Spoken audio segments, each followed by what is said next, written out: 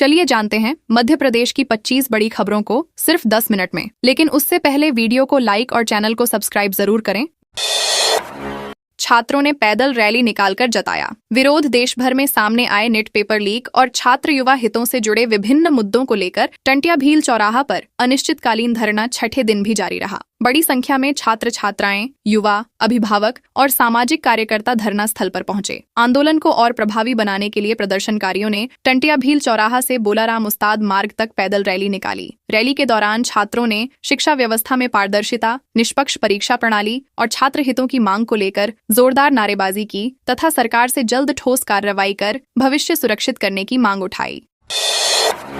जबलपुर में सामाजिक संगठन ने पकड़ी अवैध शराब। जबलपुर में अवैध शराब के कारोबार के खिलाफ भगवती मानव कल्याण संगठन के कार्यकर्ता भी मैदान में उतर आए। रविवार देर रात गढ़ा क्षेत्र में सूचना मिलने पर उन्होंने नीले रंग की स्कूटी से शराब ले जा रहे 2 युवकों का पीछा कर उन्हें पकड़ लिया। तलाशी के दौरान उनके कब्जे से बड़ी मात्रा में अवैध शराब बरामद हुई। इसके बाद दोनों आरोपियों को शराब सहित गढ़ा थाना पुलिस के हवाले कर दिया गया। संगठन ने आबकारी और पुलिस विभाग की कार्यप्रणाली पर सवाल उठाते हुए अवैध शराब कारोबार पर सख्त कार्रवाई की मांग की। सांची में रहवासियों ने शिवराज का काफिला रोका। रायसेन जिले के विश्व पर्यटन स्थल सांची में रविवार रात बांके बिहारी कॉलोनी के रहवासियों ने केंद्रीय कृषि मंत्री शिवराज सिंह चौहान का काफिला रोककर अपनी समस्याएं बताईं। लोगों ने झापन सौंपते हुए कहा कि कॉलोनी बसे 8 वर्ष हो चुके हैं, लेकिन आज तक सड़क, नाली, पेयजल और बिजली जैसी मूलभूत सुविधाएं उपलब्ध नहीं कराई गईं। रहवासियों ने आरोप लगाया कि कॉलोनाइजर ने वादे पूरे नहीं किए और प्रशासन भी लगातार शिकायतों के बावजूद कार्रवाई नहीं कर रहा। लोगों ने जल्द सुविधाएं उपलब्ध कराने और दोषियों पर कार्रवाई की मांग की।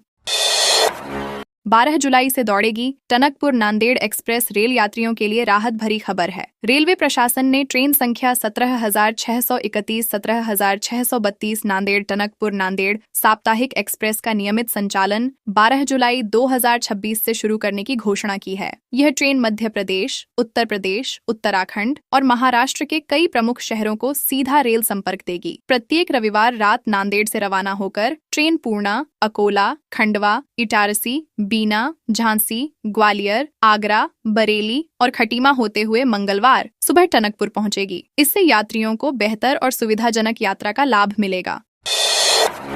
निगाही खदान में बजरंग ड्रैगलाइन में आग। सिंगरौली स्थित एनसीएल की निगाही परियोजना में सोमवार को बजरंग ड्रैगलाइन मशीन में अचानक आग लग गई। आग मशीन के पैनल में भड़की और कुछ ही देर में तेजी से फैल गई, जिससे पूरे खदान क्षेत्र में अफरा तफरी मच गई और काला धुआं फैल गया। सूचना मिलते ही परियोजना प्रबंधन ने फायर ब्रिगेड और पानी के छिड़काव की व्यवस्था कर आग बुझाने का अभियान शुरू किया। मशीन का आकार बड़ा होने के कारण आग पर काबू पाने में समय लगा, लेकिन काफी मशक्कत के बाद आग बुझा दी गई। घटना में कोई जनहानि नहीं हुई। नरसिंहपुर NH 44 पर आलू से भरा ट्रक पलटा। नरसिंहपुर के करेली थाना क्षेत्र में राष्ट्रीय राजमार्ग 44 पर सोमवार सुबह आलू से भरा ट्रक अनियंत्रित होकर पलट गया। प्रारंभिक जानकारी के अनुसार ट्रक सड़क के किनारे फिसल गया, जिससे चालक वाहन पर नियंत्रण नहीं रख सका और हादसा हो गया। दुर्घटना में चालक गंभीर रूप से घायल हुआ, जबकि हेल्पर को मामूली चोटें आईं। सूचना मिलते ही तीतर पानी टोल की एम्बुलेंस मौके पर पहुंची और दोनों घायलों को प्राथमिक उपचार के बाद जिला अस्पताल भेजा गया। पुलिस ने मामले की जांच शुरू कर हादसे के कारणों की पड़ताल शुरू कर दी है। बुवाई विवाद में परिवार के 2 पक्षों में संघर्ष। शिवपुरी जिले के इंदार थाना क्षेत्र के ग्राम श्रीपुरचक में खेत की बुवाई को लेकर एक ही परिवार के 2 पक्षों के बीच विवाद हिंसक झड़प में बदल गया। दोनों पक्षों में लाठी डंडे और लात घूंसे चले, जिसका वीडियो भी सामने आया है। ब्रजेश लोधी ने आरोप लगाया कि गाली गलौज का विरोध करने पर उन पर डंडे से हमला किया गया, जिससे उन्हें चोट आई। शोर सुनकर परिवार के अन्य सदस्य बीच बचाव के लिए पहुंचे। पुलिस ने शिकायत के आधार पर मामला दर्ज कर जांच शुरू कर दी है।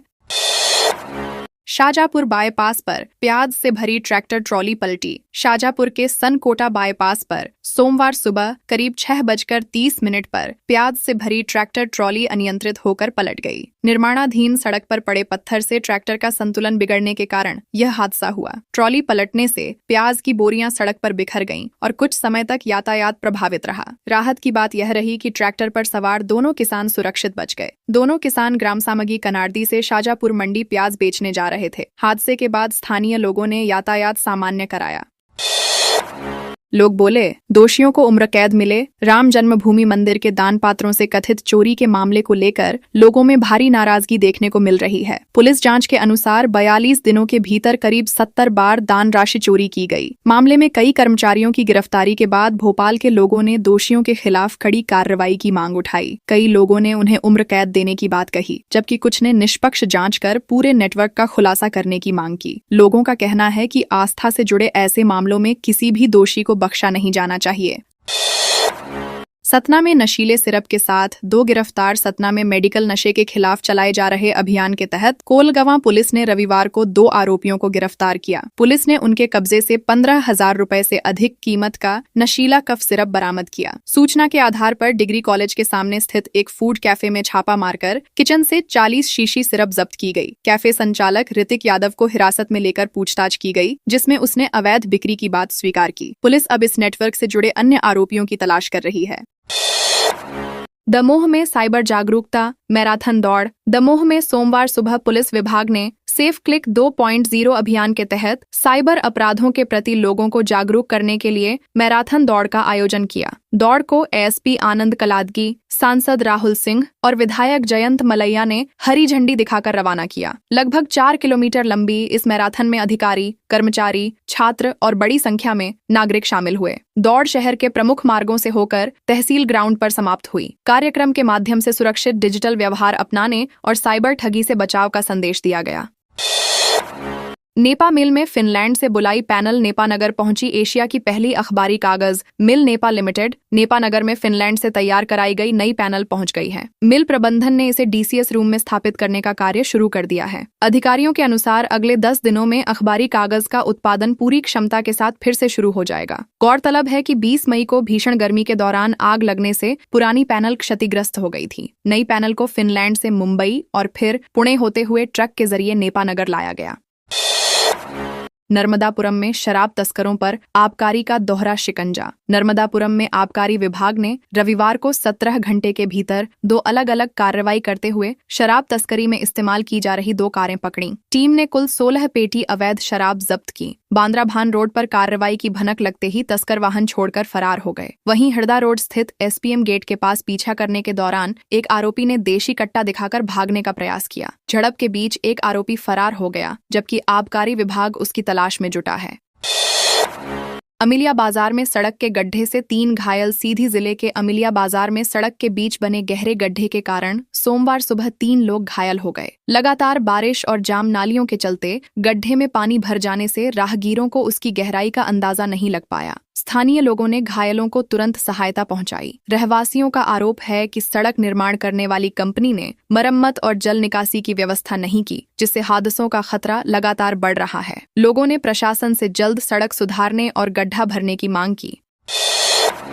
कंपनी गोदाम से बिजली वायर चुराने वाले 2 कर्मचारी गिरफ्तार। सागर में जनाध्या एनर्जी प्राइवेट लिमिटेड के गोदाम से बिजली वायर चोरी करने वाले 2 कर्मचारियों को पुलिस ने गिरफ्तार कर लिया। दोनों आरोपी वारदात के दौरान सीसीटीवी कैमरे में कैद हुए थे। कंपनी के डायरेक्टर की शिकायत के बाद पुलिस ने जांच शुरू की और पूछताछ में आरोपियों के कब्जे से चोरी किए गए बिजली वायर बरामद कर लिए। यह चोरी पंडापुरा स्थित कंपनी के गोदाम से की गई थी। पुलिस अब मामले में अन्य संभावित आरोपियों और चोरी के पूरे नेटवर्क की भी जांच कर रही है।